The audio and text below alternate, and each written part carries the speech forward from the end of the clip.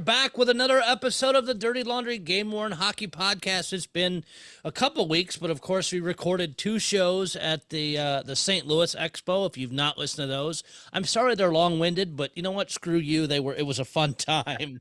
We did one while we were setting up on Friday night with Wade. We had you on and a couple of the other guys, and then did one Sunday, because Saturday was batshit insane there between doing the show. I had to leave to go play. We had that place was so busy the entire weekend. But then we sat down Sunday and then recorded bits throughout the show. And it was funny we brought in, had our first live celebrity signer right there come over. Reed Lowe came over and did an interview with us. I wish I'd have been able to interview the guys on Saturday. But it was right in the timing. I was having to pack up all my gear to leave. But dude, that was a fun show. I've had people reach out a week after saying, hey, it was so much fun. Great catching up. I saw this or whatever.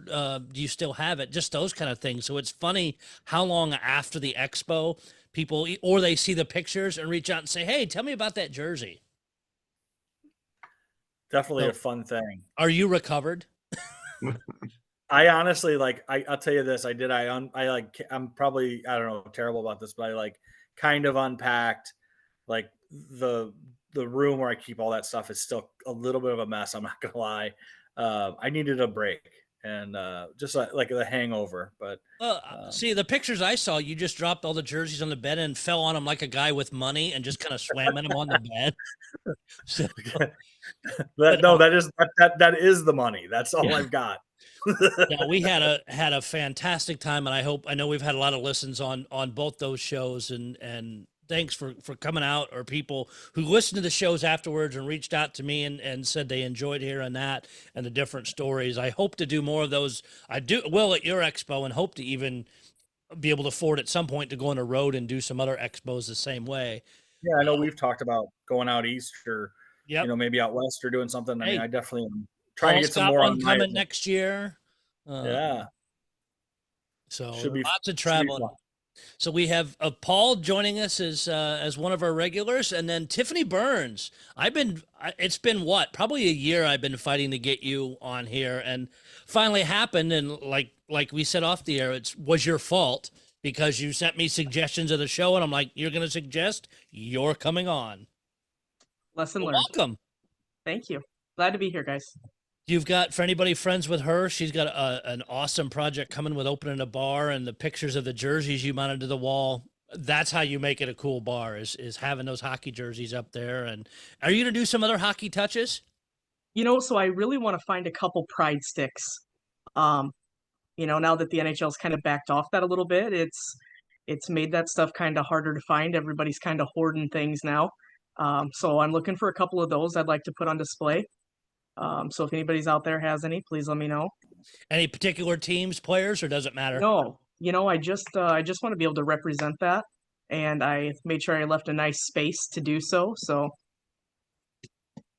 now very cool. I say I know all else you could take on loan and put a Zamboni in your bar. I was thinking that could be like patio material or something, right? A lot of bars have little outdoor smoking areas and patios. Why the hell not just put a Zamboni out there and light it up? He's just going to start driving it now to get it there. We'll have Mitch drive it. Yeah. Mitch get lost on the way. A couple weeks ago, sent Paul a picture of, it was I can't remember where it was, but it was at a bar, and it's a half a Zamboni, like the frame on the wall, like the Zamboni's just half of it shoved into the wall. So even if you could find something like that, if it's a casting, just something like that would be cool as hell. So some of that weird stuff. I think we probably need a mini Zamboni.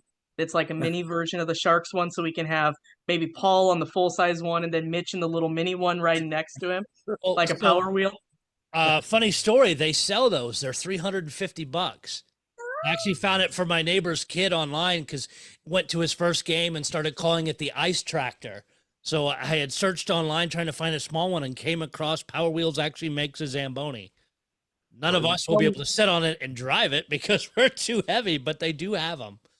That's tell me you're from the Midwest without telling me you're from the Midwest. Bingo. Yeah, one state down, Tiffany.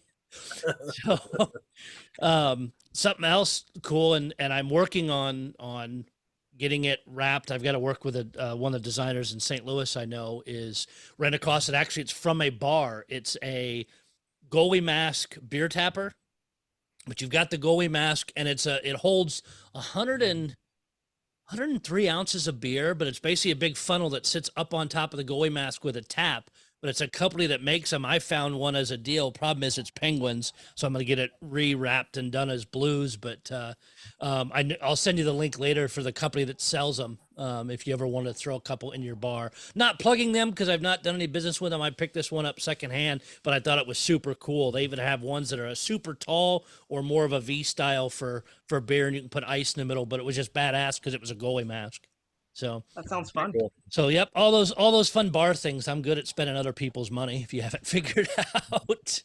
So some of the other, I mean, hobby-wise, we're deep into the season. The price of Sharks jerseys have fallen through the floor. Right, Paul? Completely. Yeah. It's a fire sale. Just give those things away. I was hoping we'd have done a show where they hadn't won a damn game yet, but scheduling didn't allow for that.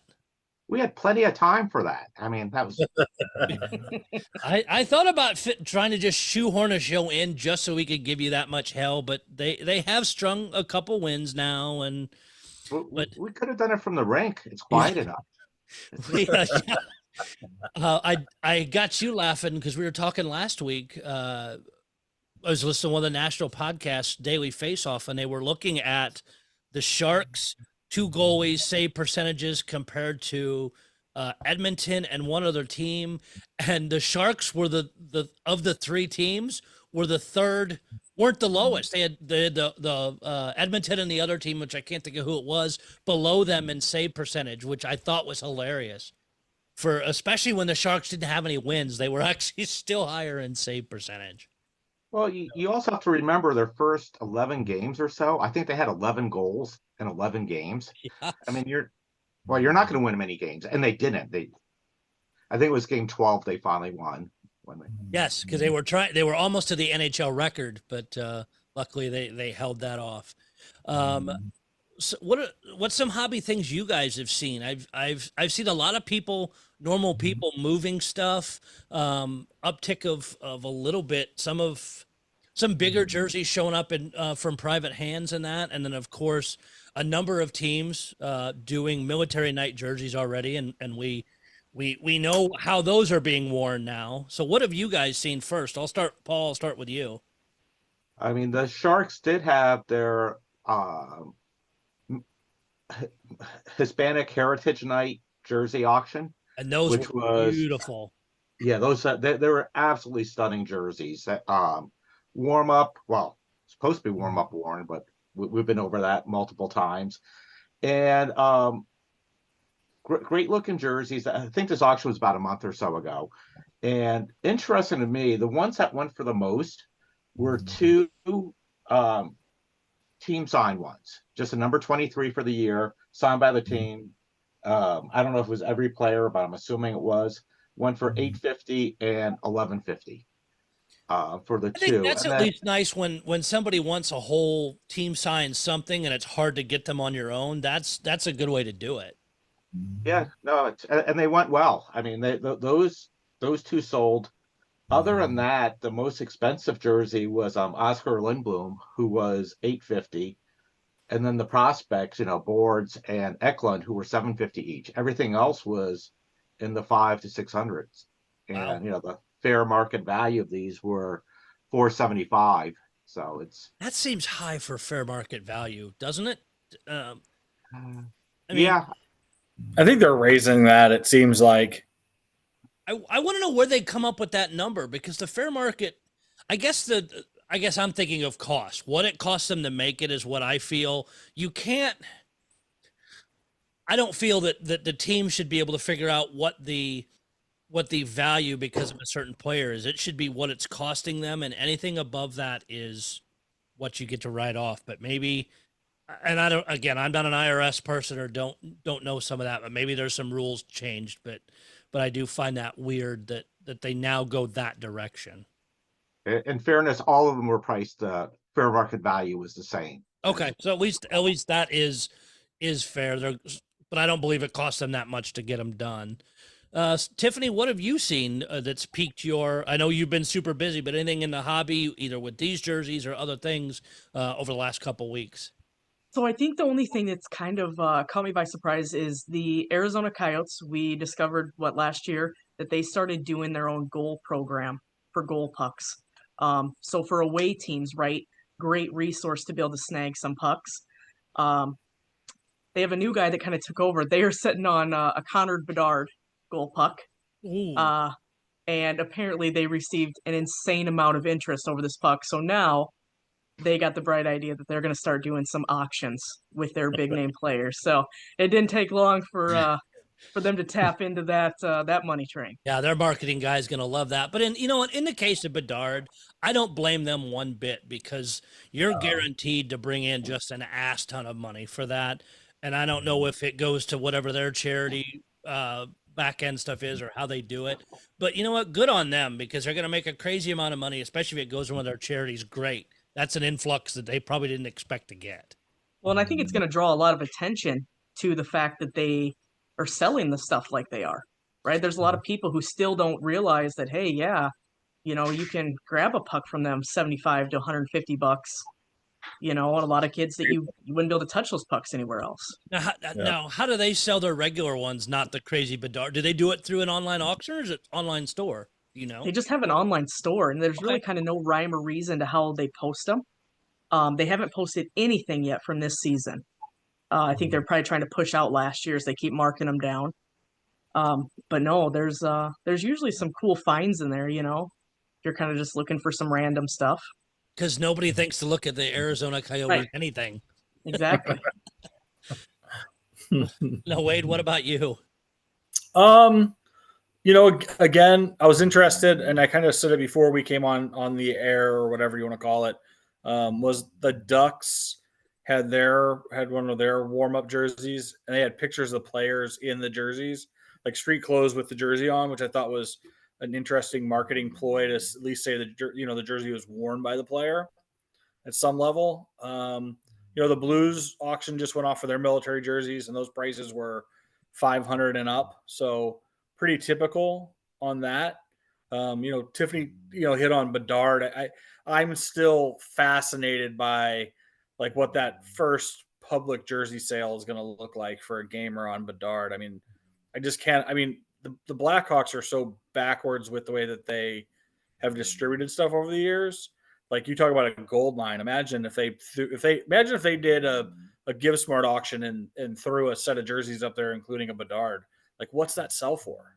It's just wild to me. Well, remember just at the when we were at the Blues game the night at the Expo, is the Hawks online auction had a signed Bedard jersey, not game worn, nothing. Yeah. We were watching it during the auction. I think it started like a couple grand, and by the time the Blues game was over, it was north of what, 25 grand? Yeah. For just a signed authentic. I mean, wild. Holy hell. It's gonna be that to me is like, for the season is going to be, that'll be fun to watch to see if one of those pops up in an NHL auction or what have you. I'm interested to see, I know some people were in Toronto and the Leafs had stuff for sale like they do at the Sports Card Expo. And it looked like they had a bunch of practice jerseys, Adidas ones. And yeah, Mitch put that picture up. What, 2 for $75? Yeah, is that what I saw? 2 for $75. And I think my reply was like, the Adidas purge has begun. And so that this season to me will be interesting to see how all the teams handle all that Adidas stuff they have to get out of circulation by the end of the year and get out of their coffers, because they don't want to keep that stuff in storage. So I think summer sales will be interesting this year. Should be a fun year. As long as the Fanatics factory can get stuff built and ready to go on time. Yeah, if you remember correctly, and you'll still notice it every once in a while, I've seen a couple players who still rock some Reebok stuff. So I think sometimes the stuff that maybe is under the jerseys, I think that they maybe hold on to some T-shirts and some of the gear, maybe if players like that stuff. So I don't think they clear it all out, but I think anything that's outerwear that's going to show a logo. The team can't issue it, but if the player's hanging on to it for sentimental, they won't touch it. Yeah. So that's going to be interesting to me this year. That should be fun. Yeah, it won't be long. Pulling up a couple of the random jerseys. You mentioned the Ducks first. Their description: military appreciation night jersey, letter jersey. In this case, it's Max Jones, size 56. This jersey was issued for the Anaheim Ducks versus Philadelphia Flyers game, November the 10th, 2023, and will be autographed by number 49, Max Jones. Sold for $620. Carlson sold for $11.72. Terry was $9.17. But yeah, you're right, Wade. In the Ducks ones, a lot of the guys are standing like by their logo wall, wearing a jersey. Not everybody, but Gudis has got like some weird. They took it from the back, some weird hat on, wearing his. His was $7.78. Now over to the Blues side, because lucky enough they both use GiveSmart and it's the same phone number, so I get both the things. Let's see. Pavel Buchnevich, his went, and they had some really beautiful designs. The numbers were red, white, and blue stars. They had the on one sleeve had one of the military, and I need to pull this up bigger because I can't see. They all had different logos on the one sleeve. Yeah, like Buchnevich had a Marine Corps patch on one sleeve and then had the St. Louis Warriors hockey patch on the other, and I believe all the jerseys had that. Correct. But their descriptions, because Paul and I looked at one, a week or so ago that was basically saying made in Canada jersey, size, whatever, and that was it. I mean, the description. So it actually says, so on the Blues one, it says, like I'm on the Nick Leddy, and it says it's issued 23, salute to military jersey. This jersey was not worn by the player, and it has not capitalized. It says it'll be autographed prior to winner receiving it and signed, no later than December 11th. And it just says it comes with a letter of authenticity from the equipment manager. So, they, and obviously their stickering system. So I think it's interesting that they noted that that they're not worn. And I think that's their way of protecting like the game worn thing. I do think that you'll see teams when they see other teams doing the picture of the player in the jersey. And we talked about that earlier. I thought that was the way to go because at least then it's like, you can get a picture of the guy wearing the jersey. Yeah, and it seems like too, at least by the description, the pictures I can see, there is no set stamp in them like they used to do. Really, the Blues did that I can see, because usually in the description I think that even for these kind they put them in there, but some of the other prices you got Sundqvist at $8.25, Falk at $12.25. These prices are a little low on some of the players about what we've seen in past years, but other ones capping it at $1,000. Hofer $775, Thomas at $950. I mean, I'm very happy with the Blues pricing.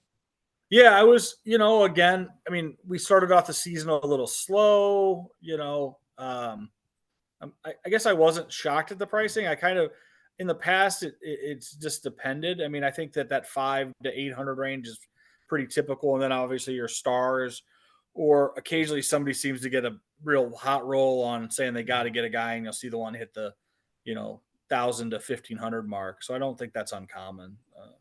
I wasn't shocked by any of the prices by any means. I'm happy to just see them up there a little bit. So, and some of the other teams I've looked at don't seem to be too crazy. And then you had in the auction the Blues did after that, they do have military sticks that were taped with camouflage, and their description on those, bid on this number 20 Sod autograph warm up used stick, Blues versus Coyotes November 9th, was autographed November 13th. So the Blues players, because again we've covered that at length, and we saw the NHL back off, so they are using them in warm-ups, and I think you'll see the other tape, Pride and others go as well. So yeah, and Sod's was $320, Bennington's was at $1,000. So I'm glad to see those are pulling some money in. So the big topic of the evening, and the reason Tiffany got drug on here is because she opened her mouth, and it's a topic we've kind of touched on in past shows, but it's an important one, and I'm glad she brought it back to the forefront again, especially with the tragic death of the player in the English league with the skate cut to the neck and that. What happens when a player is killed, or dies for some reason, is arrested, charged with whatever it may be, or some other thing like that. And I guess, what do you do? So, Tiffany, I'll let you start. Since you came up with this topic, is kind of give us your thoughts on that. And I know you've over the years have dealt with that on several occasions.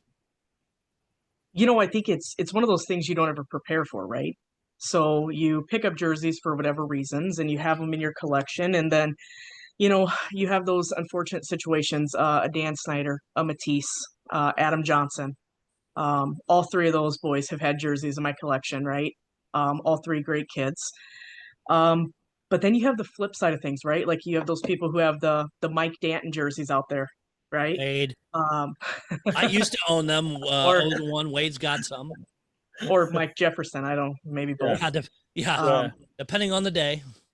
Right. But, I found myself in situations in the USHL. Keep in mind, right? These are kids, 16 to 20-year-old kids who don't always make the best choices. So what happens, right? You drop $800 on a jersey and a kid is accused of sexual assault.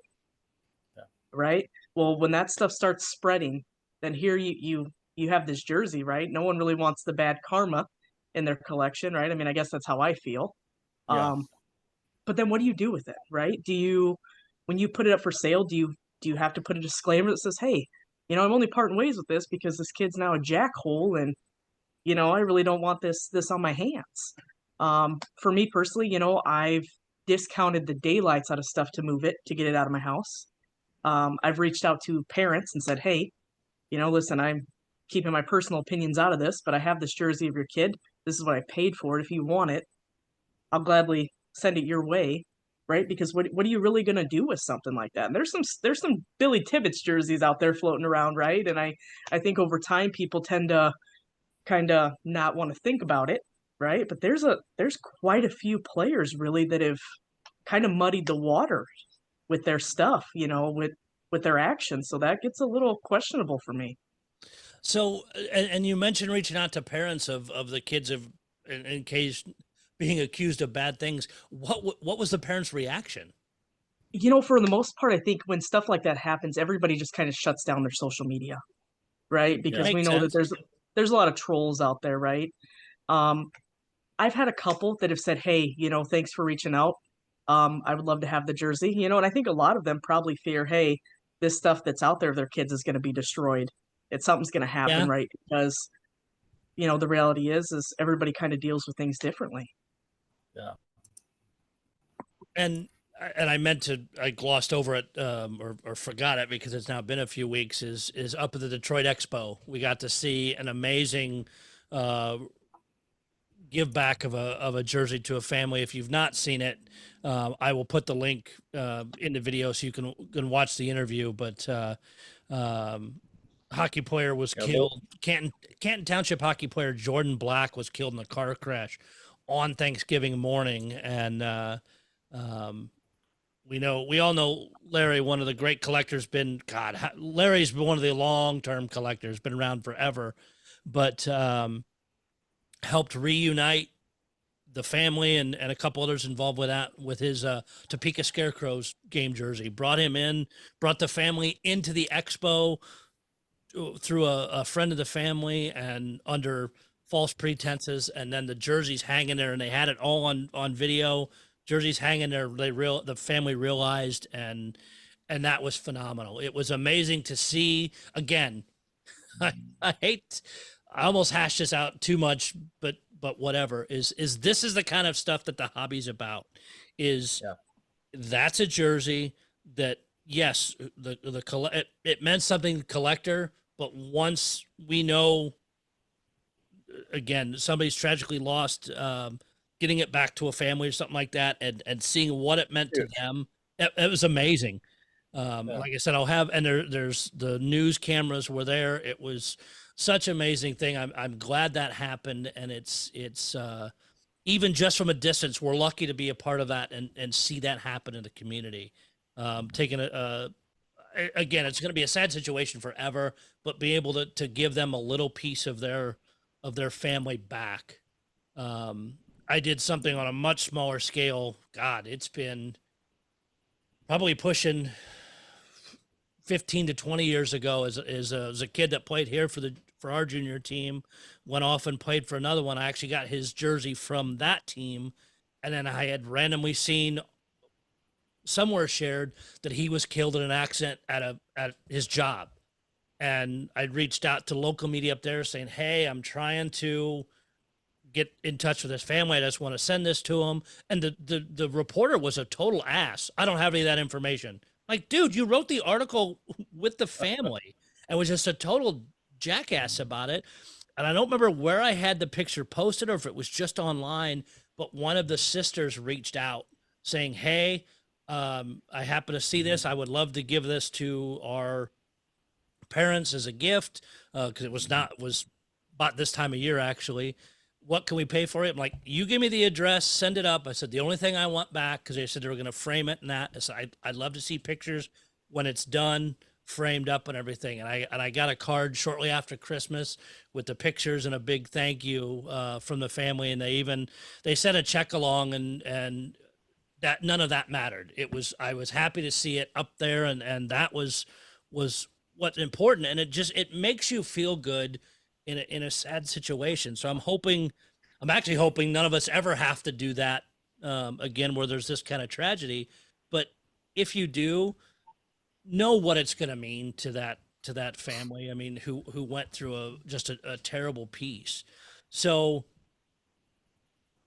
again, and Tiffany, like you said, we have ones on both sides. We have some that are very sad stories, like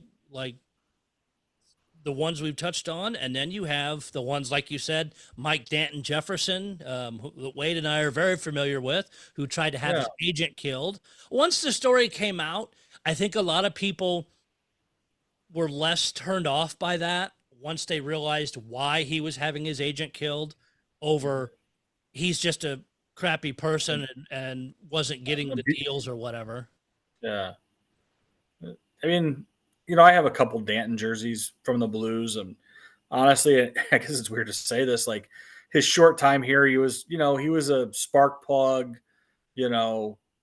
tough, gritty third, fourth line guy who really fit a history and style in Blues play that was really popular, and it's popular all around hockey. So he was a guy I liked as a player. When that all happened, I remember thinking how crazy it was. The opportunity to acquire the jerseys later and add in my collection. I don't really see a stigma on them.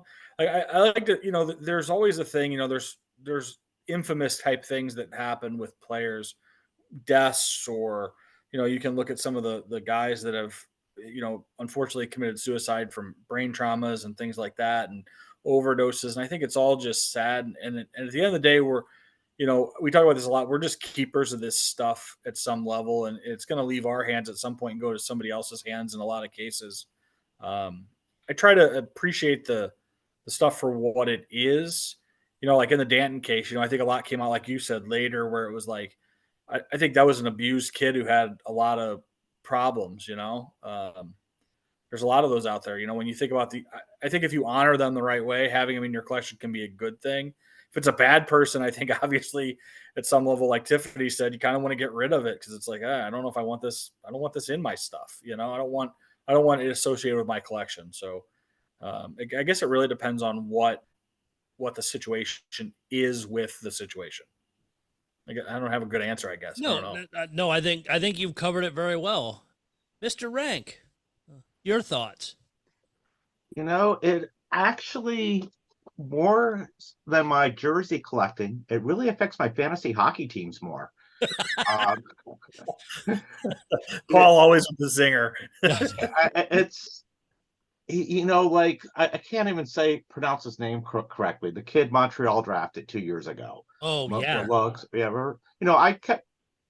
There was no way he was going to end up on my team. A lot of people in our leagues felt the same way too. And he dropped a lot further in them. It's, a lot of times when some accusations come out, I'm dropping or trading those players. Yeah. So it's, and part of it might also be, I don't have many people have passed away or have infamous past incidents in my collection.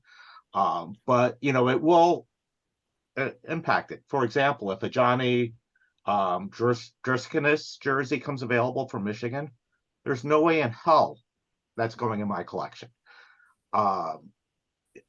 Michigan's made it easy because they haven't offered jerseys for 3-4 years. But I wonder if they've destroyed that one altogether. I'm sorry? So I wonder if they've destroyed that one altogether. I wish they would. It's stuff like that, I don't want in my collection. Conversely, after the Locomotive tragedy, I was determined to get that Pavel Datsyuk preseason jersey that was also worn by Ruslan Soleil the year before, because as the Red Wings do, they recycle their training camp / preseason jerseys for years and years. And that is something I like, I'm happy to have in our collection. It means something. I mean, the fact that Pavel switched his number for that preseason in honor of him, and they both wore that jersey. It's a piece I want in my collection. So I think we're all on the same wavelength here on, stuff we don't want and what we want, within it. So And long, short answer, long. No, it's fine. No, you're good. And you mentioned Locomotive is the demand for Dimitra jerseys went through the roof. Everybody was trying to get one because he was such a known player to St. Louis and really around the league because of how he was and just his attitude is everybody liked him. So a lot of collectors I know went after him because of not just his on ice ability, but just how he was. And you see stuff like that, Ace Bailey, some of those jerseys too. I know people were hunting for them after September 11th. And I don't know that I don't believe it's a morbid thing because, they're passed away, I've got to have that. I think when a tragedy like that happens, if you were a fan of that team or that player, you want it because it's means a little bit more to you, and maybe you want to even protect that jersey, I guess. Yeah. Very well said. Yes.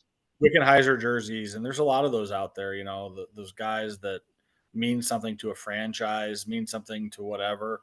I mean, I think at the end of the day, all of us collect jerseys because we're fans of a team or because of a style or whatever. And I think we all have players that we either like or dislike for all kinds of different reasons, but I think there's definitely reasons to avoid certain ones and there's reasons to clamor to other ones, and I think that's part of being a collector is the fan part of it still falls into play in a lot of this stuff, and if some of these people, they're disgusting people, and they did terrible things, then I don't really want that. I don't want that, And that's I wonder what teams do with that if they still have ownership of some of those things, if they shove them in a closet, if they sneak them out the back door because they know somebody might, and again, more with something happened, call it criminally, over somebody that passed away, because I actually hope the teams hang on to those for a memorial or something. And I get that, but the criminality ones, I'd be curious what teams have done with some of those.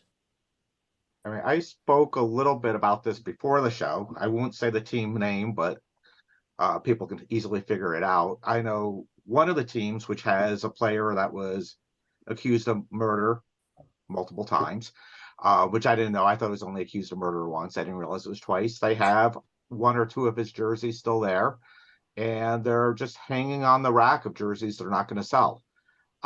They pulled it. They had it on sale before. It's no longer available, and who knows what ultimately is going to happen to it. If it's going to be recycled into something else, if it's going to slip out in one of the occasional sales or something. I mean, it's, I wouldn't be surprised if someone buys it, would be willing to buy it at a cheap price and strip it and put a player they want on it. I mean, we've discussed stripping jerseys many times on this show, and that's always an option there. So. And it sounds bad in that particular case. That may actually be a pass to do that.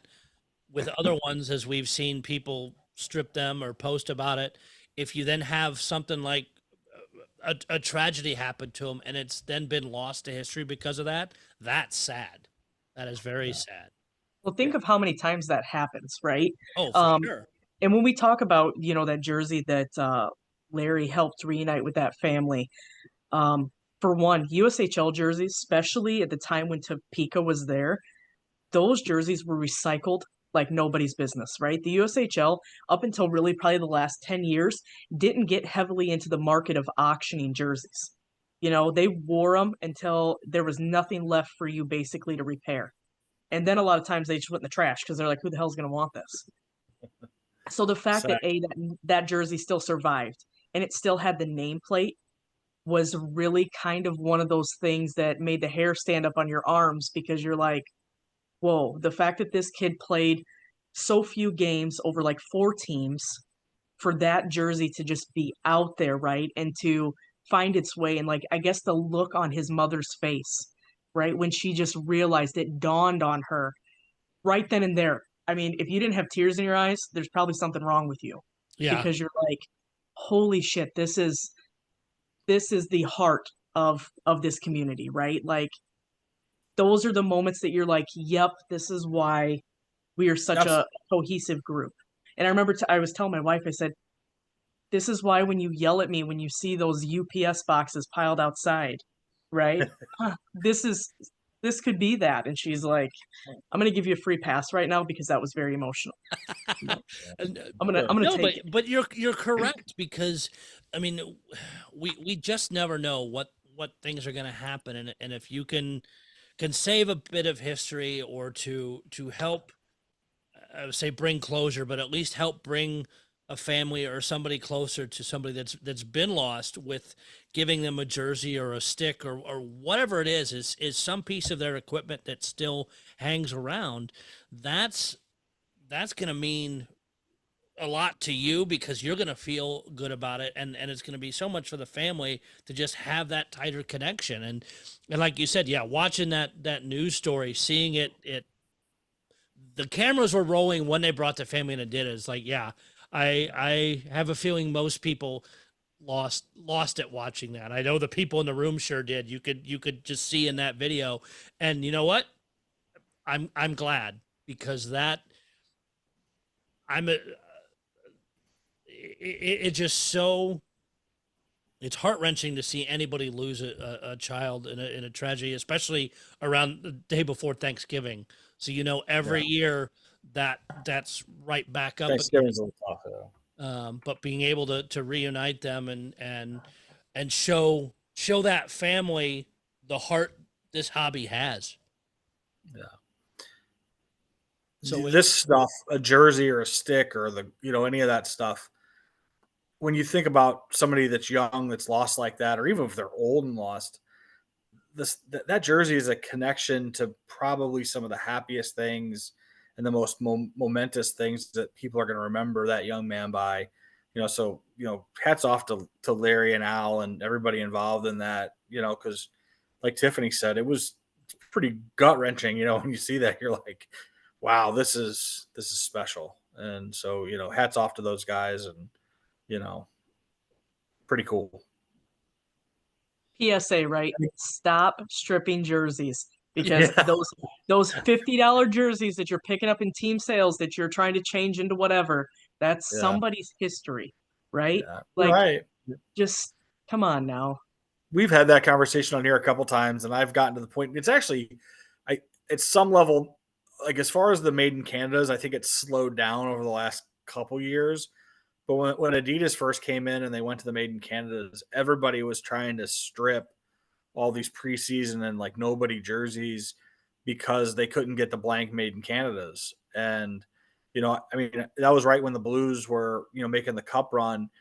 And so many people stripped so many jerseys to make them into, O'Reilly jerseys and Petro jerseys and what have you. And I know of at least one situation where I believe a Tage Thompson Blues gamer got stripped to make into something else, which what a huge mistake that is now, considering how much that guy's star has risen. Unfortunately now on the long-term IR, but yeah, climbing the NHL level to where superstar status, Yep. like elite status. And so I know of at least one of his few Blues jerseys that is no longer his. So now what happens? Do you strip that back down and turn it back into a Tage Thompson? It's Don't just be wild. giving them any ideas. Yeah. You are right, Tiffany. I don't do that. Leave it alone. Leave good enough alone. So I'll go around the table here and just do some hypotheticals. Wade, I'll start with you. If you had a jersey in your collection that, and you do kind of with Danton, and once the story came out, but you got them way after that happened. It Yeah, for sure. wasn't right. And I will say I actually owned his first blue jersey that season. I picked it up because I think it was my grade. Yeah, it was my grade that was selling him. I liked him because he was a fighter and all that stuff. And I moved it probably a year after all the stuff happened, but I didn't move it because it was a hot potato. It was just, I wanted to move it at the time for other things. And now I regret doing that. Because I mean, that kid spent time in prison, went back to Canada, got an education, played hockey up there, and is doing some other things. He's straightened himself out and is in a much better track than he was. And it's great to see that. And I know some other people have done the same, but if you had let's say somebody committed murder or accused of murder, what would you feel about owning that? I guess it's always situational. I mean, obviously, my gut right now says I wouldn't want something like that. I don't want a bad guy's jersey.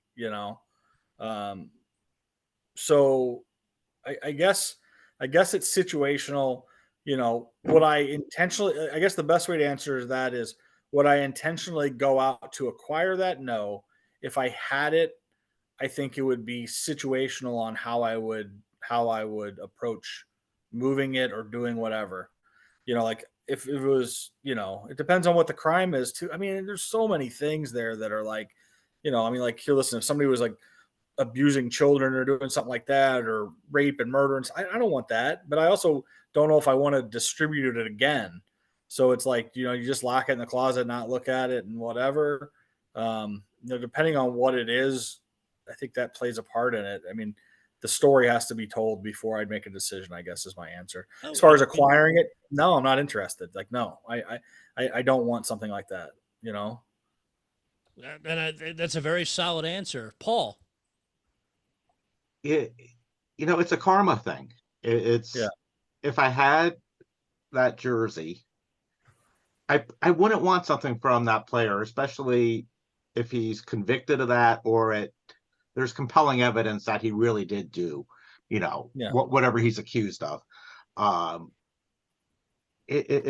then you're balancing it with the other thing Wade alluded to. Do you really want to give that jersey to someone else? It's just something which it's not good to have in your collection. It's not good to sell. It's not, it's almost a lost cause at that point to me. And I guess, the other thing I want to throw out, one thing which really irks me is when someone passes away and you see their jerseys being offered on Facebook the next day for 3x what they were, 24 hours ago. I was going to touch on that and haven't made it there yet, but thank you for getting there. Yeah. I mean, to me, that's, having a jersey of someone who did something terrible, I agree with Wade. I'd probably just lock it away. The way things are around our house, I might even have forgotten I have it. So but yeah, I wouldn't feel right then also moving it because, I don't know how many people would actually want that jersey, and I'm a little bit concerned about someone who would want it. So it's a good thought, and you're right. The other side of it is you do see people trying to cash in on, and they usually seem to be pretty well shamed. The hobby is good at policing itself with that, and I've seen people go after others, going, "Really? Now you're listing this now?" When the bad taste, very much so. Tiffany. Okay, so this is probably gonna sound bad. I'm more likely to keep something in my collection of somebody who's killed somebody if it doesn't involve children or like a sexual assault, right? Like I could probably look past murder. I'll be honest. I can probably look past it a little bit. Not fully, but just a little bit. Yeah, honestly, I don't want any of it. I mean, there's a lot of stuff like that. I'll be honest with you. I probably still struggle with having jerseys in my collection, of players that have passed away. I think at one point I had like 6 different players in my collection that passed away, and I'm like, what the hell is going on with me? I'm like, I start looking around my closet. I'm like, hey guys, I hope none of you are next here because what the hell am I doing? Yeah, you You got know, some so cloud or what? yes, Unfortunately, Tiffany, you kinda unfortunately, at some point, if we can hold on to this stuff long enough, there's going to be a lot of them in there. I know, right? It's one of the probably weird bad things, too. Like I have a unnamed player that I have like 20 of his jerseys in my collection. So I hope that kid's, saying his prayers at night because I'm a little concerned. Lives to 105 or something. Right. Yeah, no, I don't want that stuff. That's probably why I guess I try to go the route if I find myself in those situations, um, of a family member, because really outside of those people, they're the only ones who are still gonna love that person at the end of all of it, right? I Um, appreciate what they did in the jersey. yeah, I don't want my hands on that.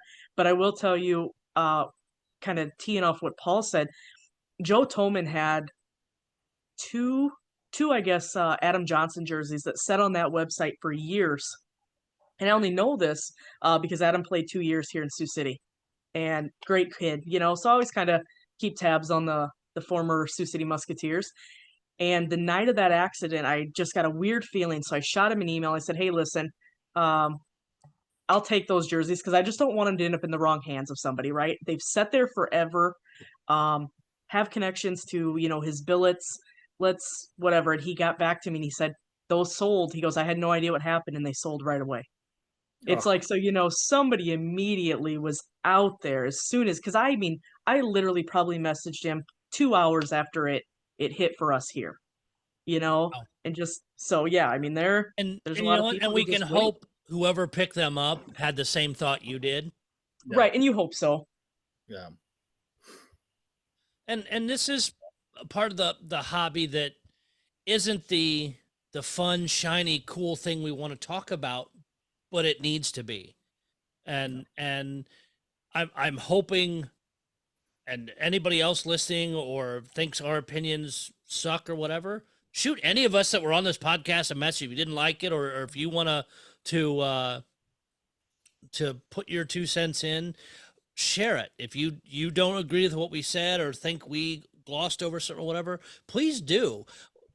The four of us have our opinions and think a certain way, but we may not line up with what you think, and I want to hear what other people's thoughts are on this, because this is a piece that will continue to happen. In some cases, if you're collecting older guys, yes, they pass away because they're older or have a medical issue that doesn't make that cause them to pass away earlier, or see, like we said, CTE, things like that. But it's those one-offs, the weird, again, killing people, are accused of killing a person, and then looking at the news and finding out they've been accused of killing multiple people. Just weird crap like that. But we're at the end of the day, everybody's humans, and things happen, and people are stupid and may get behind the wheel of a car and drink. And now with Uber and that, nobody should be doing that. I'm sorry. There should be 0 DUIs because of Uber. But those things have happened, and it's being smart about it, and it's not being a jackass when tragedy strikes, no matter how it is. If it's they just passed away, if they were killed, or if they did something really bad, posting them out there for sale immediately, and I'm just gonna say, it makes you look like an asshole. I mean, I don't know how else to put that, and I don't. I've seen it happen, and it pisses me off every time, because I mean, you see it in tragedy in general. When something big happens, you see if people own something of a movie star or whatever it is, that gets thrown to eBay or thrown to Marketplace or somewhere because, oh, I'm going to have a chance to make money off whatever this event happened. Yeah. I'm I sorry, collect, that's yeah. crappy. Oh, it's shitty. I mean, I collect autographs, and one of the things, and I've been in the autograph world a long time. The one thing we all in that world look at, and there's a lot of groups where people buy and sell autographs, where a lot of those have like a 1 week rule or like, whatever, where if somebody dies, you can't just instantly list stuff for sale. But if you go on eBay, as soon as somebody dies, within an hour, you can see the cause and effect of that. And it's one of those things where you're just like, oh my God. So it's gross, and it's gross. That's, like you said, you're kind of an asshole, and it's kind of disgusting to chase that stuff, And like in our case, Wade, with when Bobby Plager passed away several years Yeah. ago, and had a heart attack, and because of that had a car crash and passed away. Yeah. I posted a jersey I had that was worn in the fantasy camp, that was worn by him and autographed. I posted it to show people, hey, I have this, but it wasn't going anywhere. No, and that's great. I mean, I think, tributes, I think, are fantastic. Not like you said, you go and all of a sudden you post that and you put a dollar amount on it. That's, like you said, you're an asshole. Right. And everybody will remember that going forward. And in the case of Bobby, he meant, I didn't get to know him or learn about him till much later, because I'm younger to where he played, but knew his history with the Blues, met him the first time I ever played fantasy camp on ice against him, stole a puck, learned some tricks from him, things like that, had a ball. I ran into him on my bachelor party night at a Blues game and gave me some very inappropriate wedding night advice, which stayed with me forever. He used to flirt with my wife in Peoria when she had season tickets next to the bench. So any of the stuff I can pick up of him, I keep, because I have a lot of personal memories of him. And even if you don't, even if you're just a fan of that team and like that player, I get trying to pick up other things if they've been lost. So I'm never going to shame anybody if they're trying to get more stuff of that player, but it's the ones who take advantage of it that just piss me off. Yeah. It's funny, like, and Bobby's a guy who I think a lot of us, I remember being a teenager, pre-teenager, getting autographs, always a guy who was a gem, so probably, did a lot of signings and shows with them. I mean, just what a wonderful guy, who's one of those guys who's just connected to the fan base of St. Louis. He was a guy who felt like you were related to him almost, with that, in that fanhood. He was just such a part of the franchise, and like I said, going out and buying the stuff is fine. It is just funny to me, the amount of people that go out and, the day of a guy's passing, and then suddenly a $5 autograph gets listed for $75, or the jerseys get posted for sale. It's wild.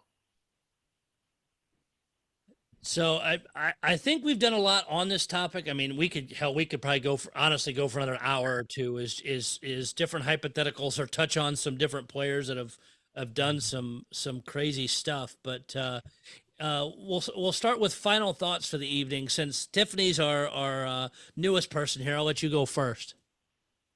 Well, first of all, thanks for letting me come on here. I think that this is one of those things that's how you made it, right? This is how you get invited to a Dirty Laundry You're podcast. real. Yep. Yeah. I'm glad right, we can make you feel special like that, Tiffany. I tell you what, I mean, this bar now no longer means anything after having this night with you boys. So, I think that it just all comes back to that what we're doing is bigger than what we're doing, right? Dan Snyder was my dude in Atlanta. Him and Danny Heatley both, right? But Snides was one of my all-time favorites. It took me 18 years to get my hands on his St. Patrick's Day warm-up jersey that I coveted when he was alive, and there's no way I could have afforded that back then. I have 3 pieces of his in my collection, and it's been over 20 years. Wow. Right? I have a stick from his funeral. They did, pallbearers got special sticks that were his model sticks that have a special little quote on the blade. A collector knew that I have been desperately seeking to add items of his and could find nothing, and brought it back from Canada for me. But yeah, so you have situations like that, right? Like, hey, there's people out there who are just not moving anything. And then we see the flip side of that. There's some pieces, right, in your collection, they mean more. They hit home. They're just different. But at the end of the day, it's all somebody's memory somewhere along the line. So I'm just glad to be a part of it all. And that's how I learned who you were. Is I remember seeing the Dan Snyder stuff and the posting and all of that, and that's how I learned who you were. And then just over the years had gotten connected with you. So it's interesting to see when collectors are doing special things like that, and then you see them pop up here or there, and at that time message boards over social media. But it's great to see how far we've all come, and see, even in a tragedy thing, is collecting somebody that meant so much to you. Right. Paul. Well, first off, it's great Tiffany could join us tonight. Appreciate you being on this. I really don't have much to add to the current topic, which I haven't said already. It's like I said, fascinating discussion. Happy we were able to discuss it. One thing off topic I wanted to bring up is starting tomorrow, we got the games in Sweden. Oh, that's right. For the NHL. So I want to make sure to mention that. So if you play fantasy hockey, get your lineup set early. Yes. But from this hobby perspective, it's going to be interesting to see what happens to the patch jerseys. I know last year when the Sharks played in Sweden, they sold those right away when they got back. I'm sorry, they sold the white set and the teal set, kind of a few of them came out. So what do we have? 4 teams playing over there? Be interesting to see when they come back if those jerseys are going to be available or what the plans are for them. Or in one case is going back, of course, with the as we continue to call it, the McKenna rule. If the players take any of those, since that's in the CBA, I could see them. And are they wearing? I'm assuming, because of all that flying and having to go over there, that it's one set of each color, or do we know? It should be one set of each color is what I heard. So I'll be curious if the players get either color to keep, or if they pick. I don't. Again, each team does it differently in what they give the players, I think. Yeah. The 4 teams that are going over there are all teams that independently handle their jerseys too. So that's an interesting tidbit to add to it. Yeah, it's going to be interesting. Looking forward to it. Yeah, it'll be fun games to watch for sure. The country that gives the third most players to the NHL is Sweden, behind Canada and the U.S. So it should be great games. Wade, final thoughts? Nothing. Nice to be back. Kind of enjoyed a break from doing a couple of these, but it's great to be back. It's Tiffany. Thanks for joining us. It's always great to get another perspective, and personally, good luck with the bar. Next time I make it to Iowa, I'll be swinging by to have a Coca-Cola there, since I don't really drink. But no, it's cool. Thank you for joining us, and Doc, thanks for putting it on, and Paul, we're just hoping for some more Sharks wins for you. So, can't ask for miracles. Yeah, let's see. Some of the national reporters I've seen talk are they going to get as high as like 40 points? I mean, it's stupid low on the number of points for the season. It's insane. I'm just hoping for a Mike Hoffman jersey out of this thing for a reasonable price. It is a bad team. There's no way to sugarcoat it. It's a very bad team. And yet we're still every game. So what's amazing though, in the NHL, the one thing that in a lot of sports, baseball, I think is the one where you can turn around the fastest, it seems like. But in the NHL, it really is a pretty quick turnaround in a lot of these cases. Depending on free agency and when guys move, they're not far away from being a playoff team next year. I mean, that's a reality of hockey. Like look at our, we always talk about the Blues, but look at the Blues. I mean, they're kind of terrible last year, and right now we're dancing with probably being a playoff team this year. So it can happen quick. We can hope. So. Or you could suck for a long time, Paul. I mean, there's always that too. As a Red Wings fan, we've been spoiled for a number of years, and There you go. The rebuild's taken Yzerman a little bit longer than he wanted, I think, but this year's team is fun to watch. Yeah. You know, and the NHL's been fun, really fun to watch overall. Some of and not just the Bedard stuff, but seeing some of the other rookies that are producing crazy, and just a lot of the games that you don't expect that are crazy scores, and some of the stuff we've seen. And I mean, we're only in mid-November. We got a long way to go, and again, it's a fun season to watch. This show is going to continue to be a ball through the holidays and covering all kinds of game-worn stuff. Tiffany, again, thank you for joining. I know we're going to have you on again, working around your bar schedule, of course. Or you just say, if your internet didn't crap out tonight, you'd have been from the bar. If not, we'll eventually have you doing a show from there for us. Absolutely. I'll make sure I pick my topics more carefully next time. Nope. Hey, you were good. This topic need to be discussed. We've got some other, I would call it morbid ones down the road where we've talked about covering what happens when we pass away. So we're going to touch on that down the road. We got a lot of other topics coming. I did want to touch on, I mentioned it in one or both of the podcasts we did at the expo.